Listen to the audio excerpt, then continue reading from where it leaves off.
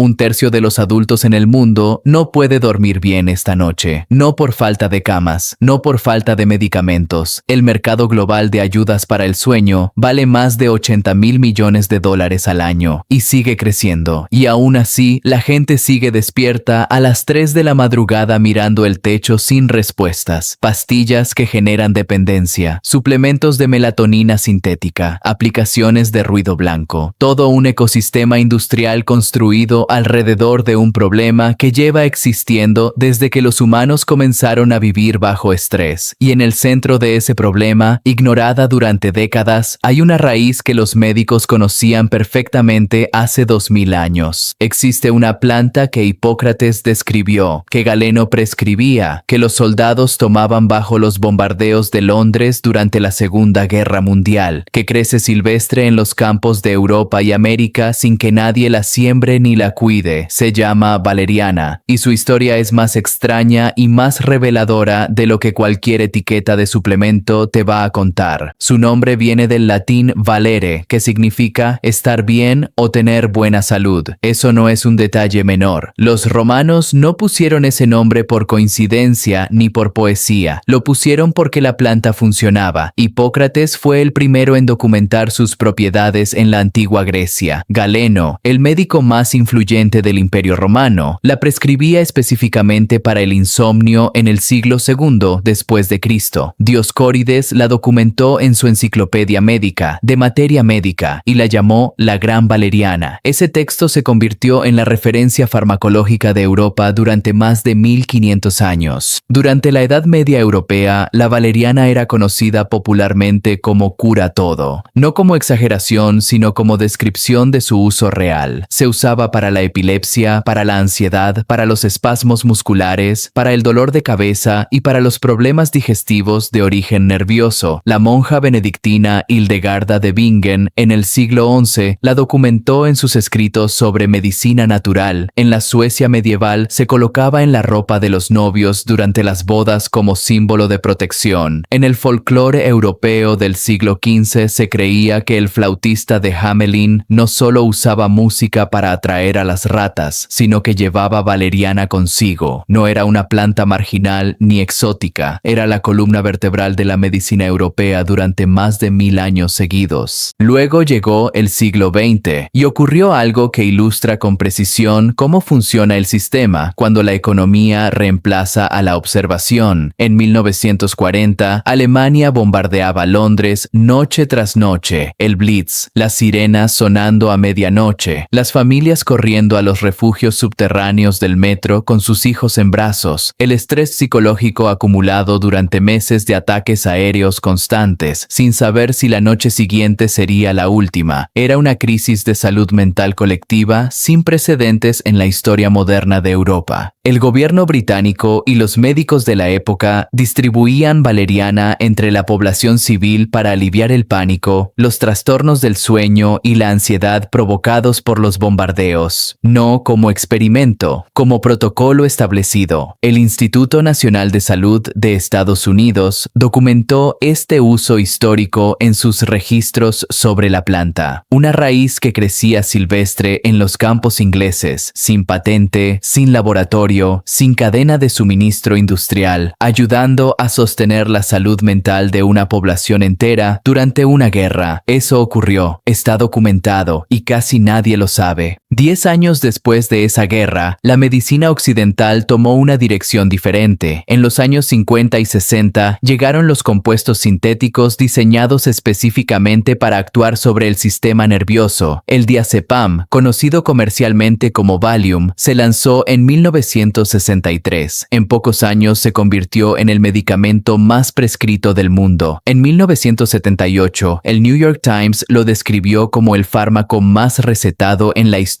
de la medicina occidental. Era patentable, era controlable, generaba ingresos predecibles y repetibles porque los pacientes necesitaban receta para obtenerlo y desarrollaban tolerancia que requería ajustes de dosis. No es que la valeriana desapareciera de los estantes, nadie la prohibió, nadie organizó una campaña activa para suprimirla. El mecanismo fue más silencioso y más efectivo que cualquier prohibición. Cuando puedes patentar un compuesto sintético, código y cobrar por cada cápsula que sale de la fábrica, no hay ningún incentivo económico para financiar estudios rigurosos sobre una raíz que cualquiera puede arrancar del suelo o comprar por céntimos. La industria farmacéutica financia investigación sobre sus propios productos. Las universidades persiguen las fuentes de financiamiento disponibles y las fuentes de financiamiento favorecen lo patentable. La investigación siguió al dinero. El dinero estaba en el laboratorio sintético, no en el campo. Pero la investigación científica sobre la valeriana no desapareció. Continuó más lentamente, con menos recursos, pero continuó. Y lo que fue acumulándose en las revistas académicas a lo largo de décadas cuenta una historia que merece ser leída con atención. En 2020, investigadores publicaron en el Journal of Evidence-Based Integrative Medicine una revisión sistemática y metaanálisis que reunió y analizó 60 estudios independientes con un total de 6.894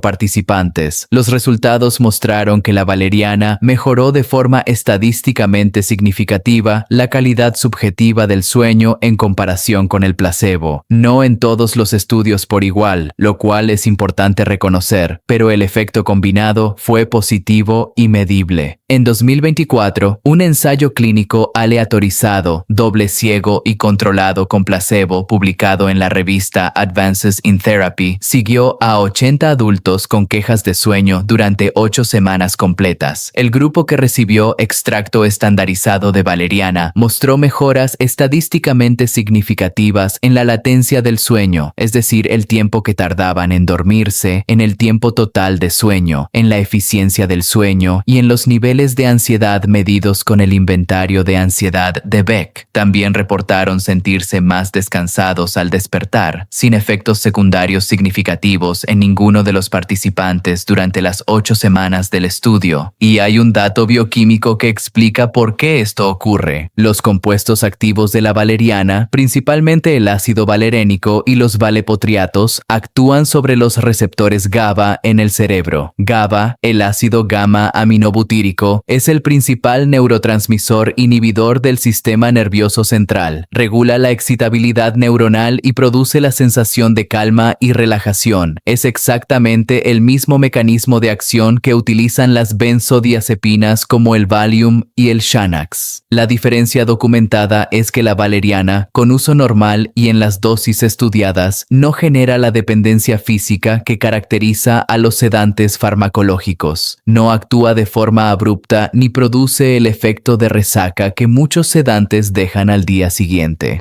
Aquí hay que ser completamente honestos, porque la honestidad es lo que separa la información útil del ruido. La evidencia científica sobre la valeriana no es uniforme ni concluyente en todos los contextos. Algunos estudios muestran resultados positivos claros y reproducibles. Otros muestran resultados mixtos o no encuentran diferencias significativas con el placebo. La heterogeneidad entre estudios es alta, lo que significa que los protocolos utilizados, las dosis empleadas, las formas de preparación y los perfiles de los participantes varían considerablemente entre un estudio y otro, y eso complica las comparaciones directas y las conclusiones generales. El Instituto Nacional de Salud de Estados Unidos señala específicamente que la valeriana parece ser más efectiva después de tomarse de forma regular durante 2 semanas o más. No actúa como un sedante de efecto inmediato, es un proceso gradual de modulación del sistema nervioso, no un interruptor que se apaga en minutos. Además, puede interactuar con otros medicamentos, especialmente con benzodiazepinas, antihistamínicos sedantes y otros depresores del sistema nervioso central. Si estás tomando medicación prescrita para el sueño, la ansiedad o cualquier condición neurológica, consulta con tu médico antes de incorporar valeriana a tu rutina. Esta información no reemplaza el consejo médico individual. Entonces,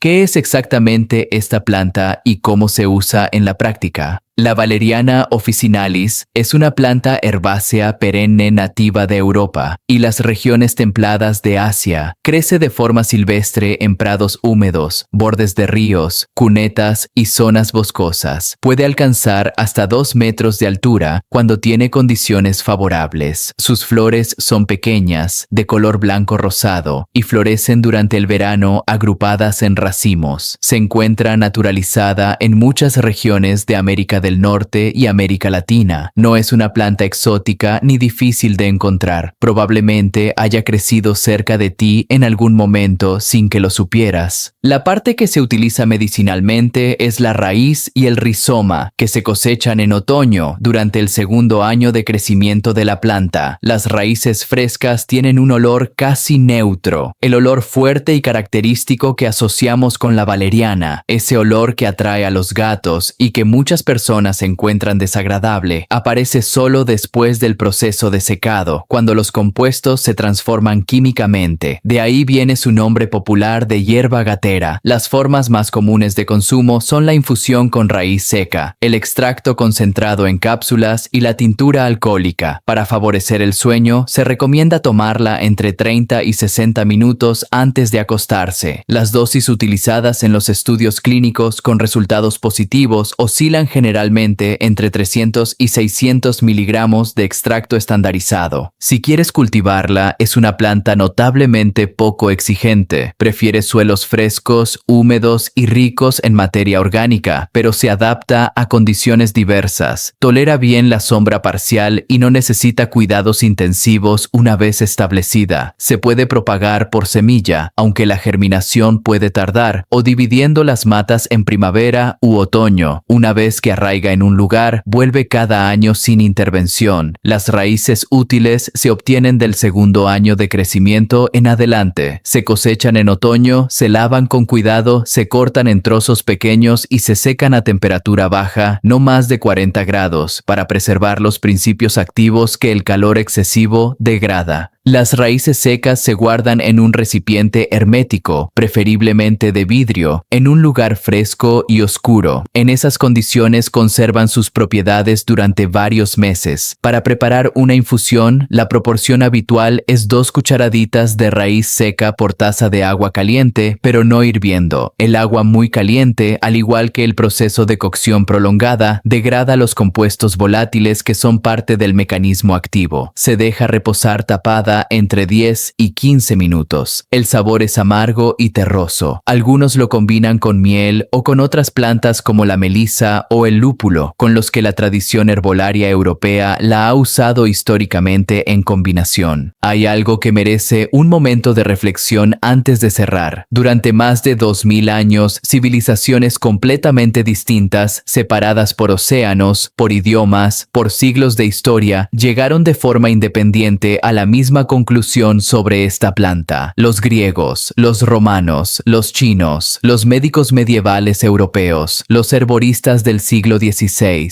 los farmacólogos del siglo XIX que la incluían en sus farmacopeas oficiales antes de que los sintéticos los desplazaran. Ninguno de ellos se copió del otro. Ninguno tenía acceso a los estudios de los demás y, sin embargo, todos llegaron al mismo lugar. Ese tipo de convergencia independiente a través del tiempo y la geografía no ocurre por accidente. Es un consenso acumulado a través de generaciones de observación directa, de prueba y error colectivo, de experiencia transmitida porque funcionaba lo suficientemente bien como para que valiera la pena transmitirla. La ciencia moderna está confirmando ese consenso con metodología rigurosa, con doble ciego, con grupos control, con mediciones objetivas del sueño por actigrafía y polisomnografía. El mecanismo GABA que los investigadores identificaron en el siglo XX no aparece en los textos de Galeno, pero la observación de que esta raíz ayudaba a dormir y calmaba la ansiedad sí estaba. A veces la sabiduría precede a la explicación por siglos, y a veces lo más útil que podemos hacer es volver a prestar atención a lo que estuvo ahí toda la vida, esperando que alguien lo buscara sin prisa y con honestidad.